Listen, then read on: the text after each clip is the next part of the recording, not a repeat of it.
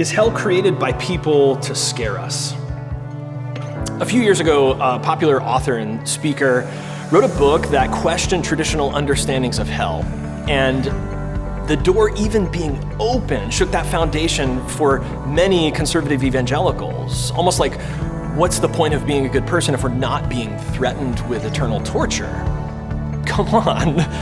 I mean, you look at the psych profile of someone who tortures beings forever, and that's the bad guy in our movies. This demands another look. And what we see is that far more than the biblical picture, the red devil and pitchfork, the fire and the eternal torment, these are really theological fan fiction from just about 500 years ago, much more than they are any kind of spiritual foundation from Jesus or the early tradition.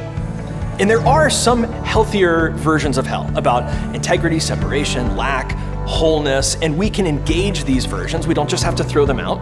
Like the spiritual language of separation and lack, being far from God, or being far from our true self, or the feeling of being far from those we love, that can feel like hell, that separation, that lack. And yeah, the story of hell, the word, has been used to scare us and manipulate us. We don't need God to torture people forever. We're better than that. God is better than that. And those ideas make us toxic. Jesus didn't believe in hell like that, and we shouldn't either.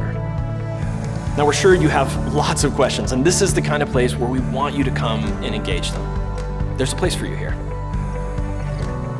Our sincere hope is that Collective is a place for anyone, but we know it's not for everyone. If you think it might be a place for you, we hope that you'll bring all your questions and your sense of humor. But enough about us. We really are so curious about you. Please join us Sunday nights at 5 here in downtown DeLand or at wearecollectivechurch.com.